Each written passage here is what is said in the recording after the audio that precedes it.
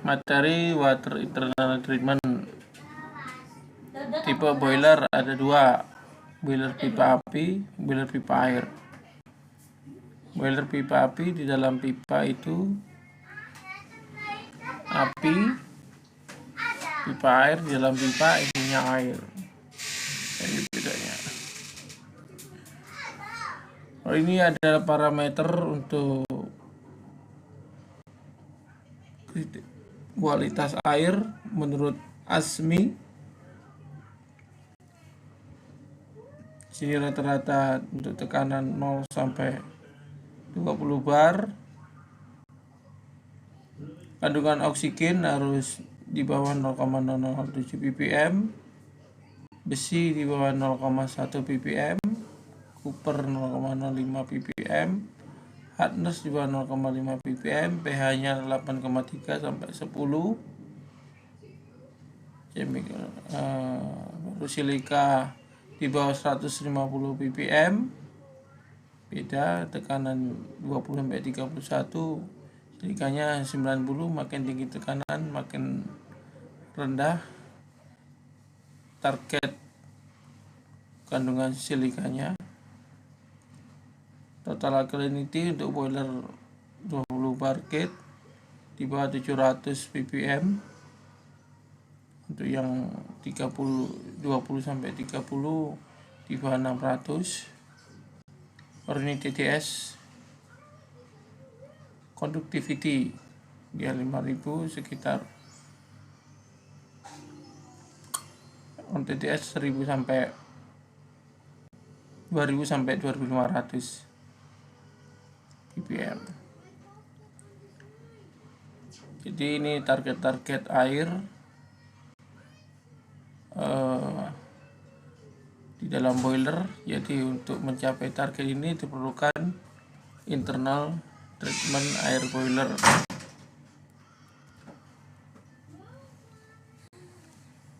Ini internal treatment boiler tujuannya satu, mencegah terjadinya kerak, mencegah korosi, mencegah carryover.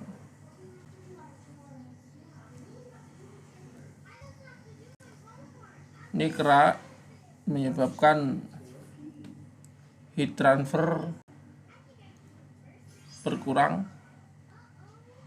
Jadi untuk menaikkan temperatur yang sama, bila ada kerak membutuhkan energi yang lebih besar. Tidak ada kerak, energinya cukup kecil. Jadi efisiensi boiler akan menurun jika ada kerak. Cara untuk menghilangkan kerak yaitu ada mechanical dan chemical. Kerak rata-rata disebabkan oleh hardness dan silika. Untuk hardness, cara mekanikalnya menggunakan softener. Sistem kerja softener, sini ada resin. Resin ini mengikat sodium atau garam. Baru jika ada magnesium dan kalsium, maka magnesium kalsium akan terikat oleh resin dan sodium ikut ke dalam air. Untuk sodium, garam karena larut terhadap air. Jika terhadap panas dia semakin larut. Berbeda dengan magnesium kalsium, jika mendidih dia akan mengeras, menyebabkan kerak.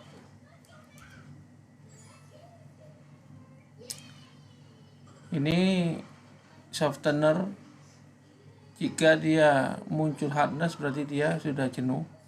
Resinnya sudah tidak bisa lagi menangkap kalsium magnesium, sehingga magnesium dan kalsium atau hardness terdeteksi menuju ke boiler.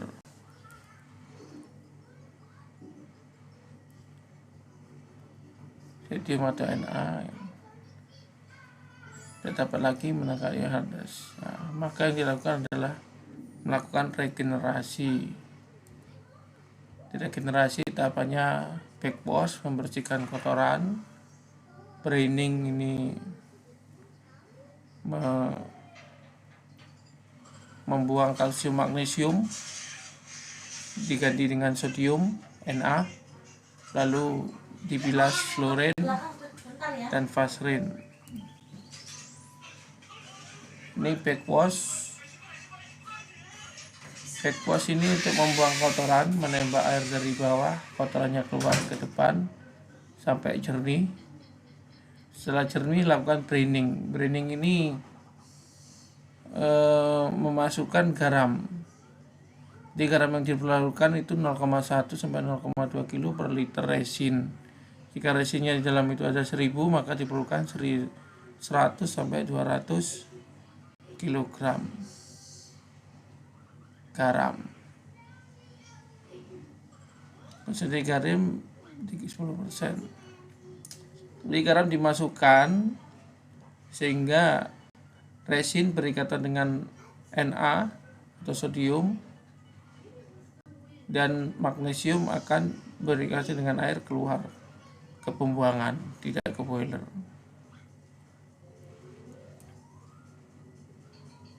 Ini garam masuk baru keluar, buang ke drain.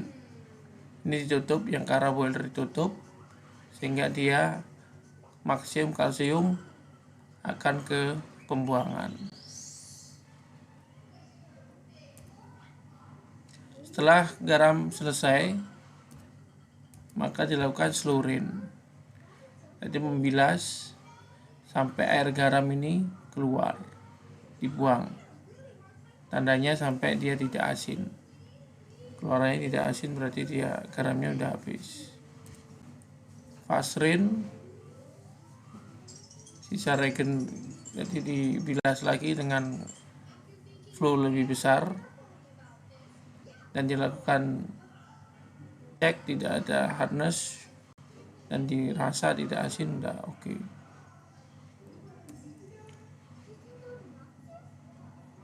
Performa unit analisa hardness, cek jumlah yang dihasilkan throughput resin. Ini cara hitung throughput, yaitu ini throughput ini kapasitas softener, berapa dia bisa dilalui air, berapa meter kubik baru dia jenuh. 0,5 kali EC kapasitas resin exchanger kalau baru 2, mungkin kalau udah nggak baru 1, VR volume resin misalkan pakai 1000 1 meter kubik kali 499 ini konstanta, dibagi hardness content ini kandungan hardness di sungai, kalsium magnesium di sumber airnya.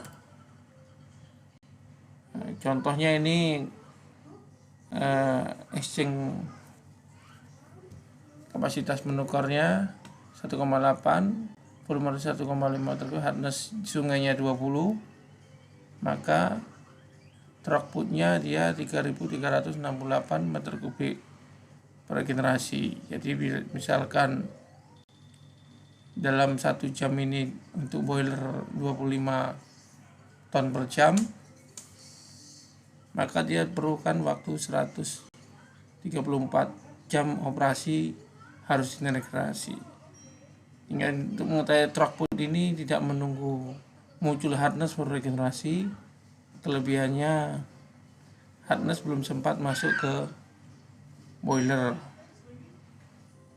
sudah kita regenerasi, belum sempat jenuh, magnesium kalsiumnya sudah diregenerasi.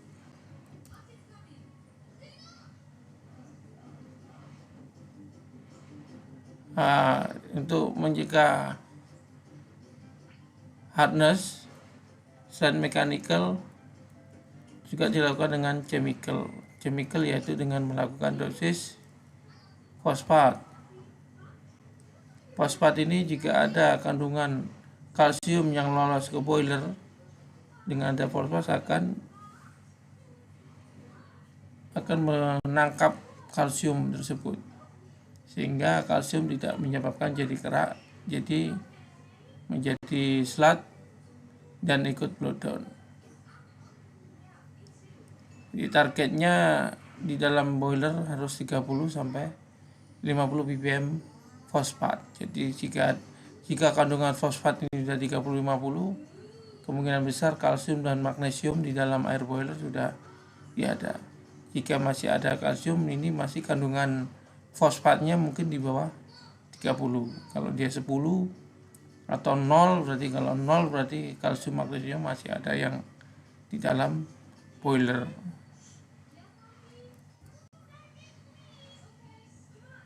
Kekurangan dosis fosfat menyebabkan kerak boiler.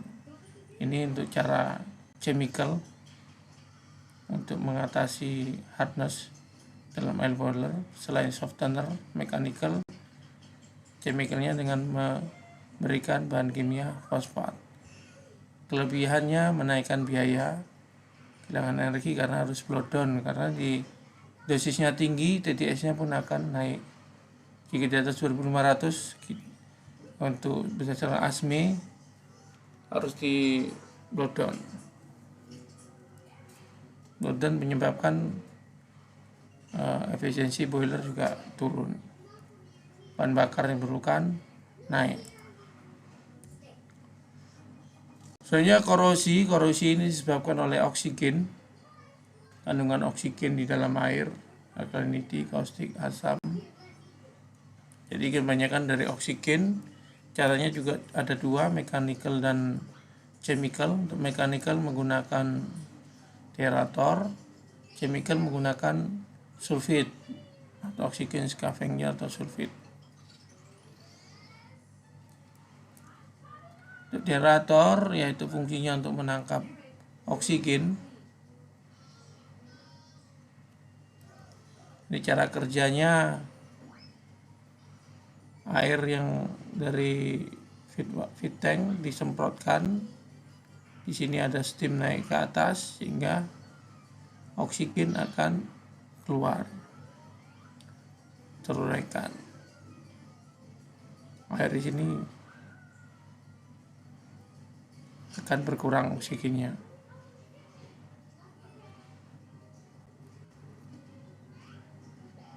Ini mengapa kita harus dididihkan seperti memasak air. Rata-rata mendidih untuk mengurangi kandungan oksigen di dalam air. Jadi oksigen semakin panas, kelarutannya semakin turun. 193, 104 derajat Celcius di sini.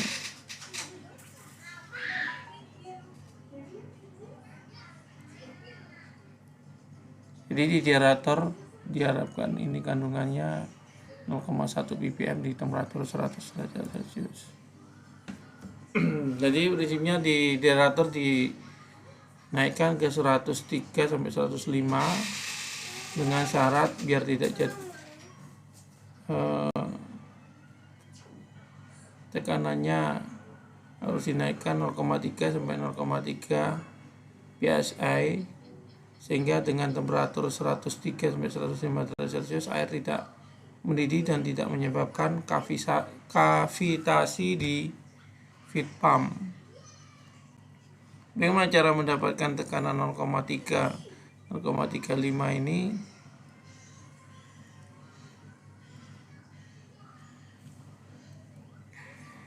Di deaerator ada ulik.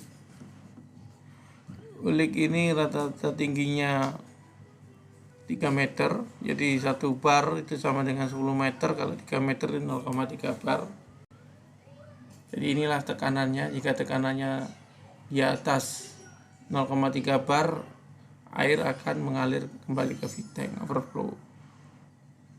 Jika airnya di standby sini, tinggi segini, maka tekanannya akan 0,3 bar, overflow, seperti safety valve.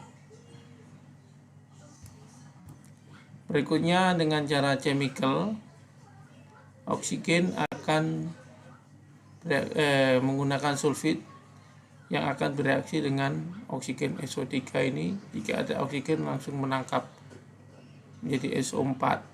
Jadi di dalam boiler harus sulfit kandungan dijaga 30-50. Jika dengan 30-50 indikasi di dalam air boiler tidak ada sulfit. Jika kandungannya ada sulfit, ada oksigen, maka sulfitnya akan turun menjadi 20, ada 10 atau 0. Kalau dia kandungan sulfit 0, ada indikasi di dalam boiler sudah banyak oksigen. Hal ini menyebabkan korosi karat dan pipa pecah. Sulfit kekurangan dapat menyebabkan korosi dalam boiler. Kelebihan dia sama seperti fosfat, karena sering blowdown, buang energi, buang biaya banyak. Silika ini juga menyebabkan kerak silika yang keras.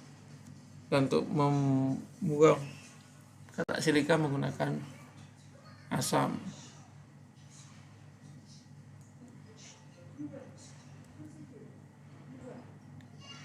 Jadi silika ini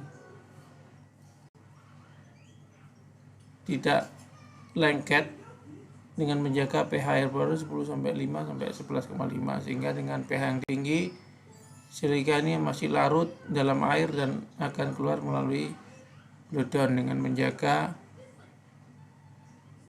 pH 105 dengan memberikan dosis alkaline booster atau caustic alkalinity.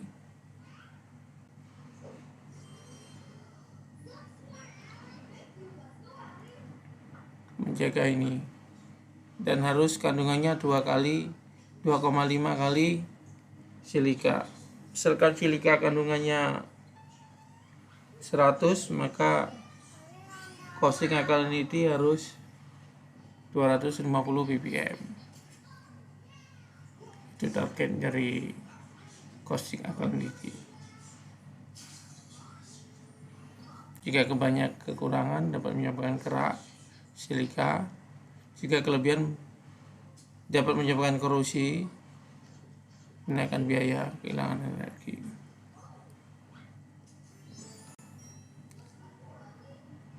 Jika silika untuk boiler 20 ton di atas 150 ppm, maka harus dilakukan blowdown. Ini perhitungan blowdown.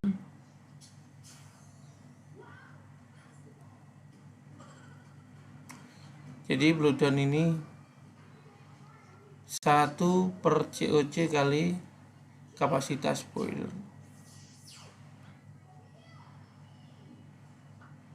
COC dapat dilakukan dengan silika di dalam boiler dibagi silika air umpan. Misalkan silika di dalam boiler atau TDS air boiler dibagi TDS umpan. TDS air boiler misalkan 2000, TDS umpan 100, maka COC-nya 20.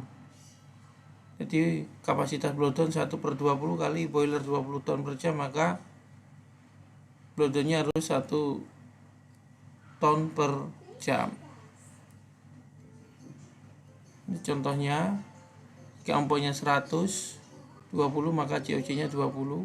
Jika silika umpannya 5 di dalam boiler 150, maka COC-nya 30.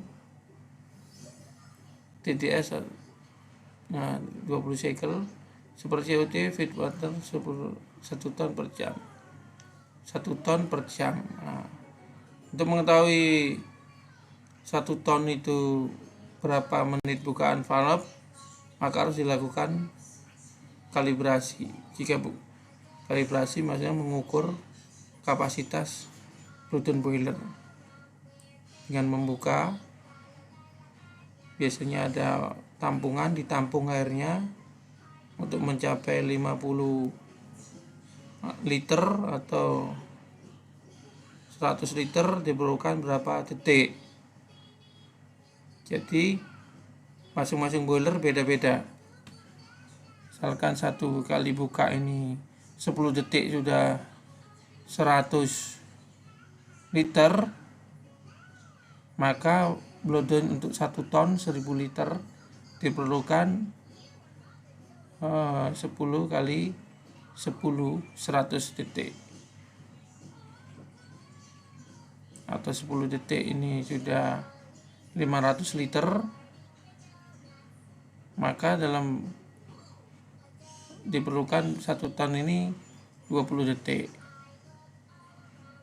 Ini dalam 1 jam 1 ton, jadi bisa dicicil mungkin 15 menit kali, buka 5 detik, nanti 15 menit buka 5 detik, yang penting totalnya 1 ton per jam.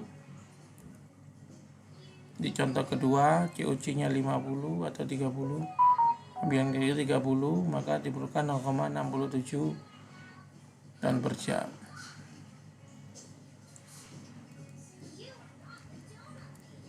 Berikutnya carryover ini menyebabkan sudut-sudut turbin rusak, jadi harus dihindari. Beberapa penyebab carryover yaitu foaming, priming, misting, level air tinggi. Foaming ini terhadap buih di boiler, bisa disebabkan karena ada masuk minyak ke dalam boiler atau bahan-bahan kimia lain yang menyebabkan buih. Priming ini karena ada kebutuhan mendadak steam sehingga menyebabkan carryover, misalkan di turbin beban naik dari 500 menjadi 900, atau karena tekanannya turun di boiler sehingga pemakaian SSC turbin meningkat, pemakaian steamnya meningkat, kebutuhan steamnya meningkat, menyebabkan carryover. Misting ini pemisahan steam dan air kurang baik, ini berarti pada steam scrubbernya kurang baik sehingga steamnya basah. Terakhir, level air tinggi, high level, sehingga menyebabkan carryover. Oke, terima kasih.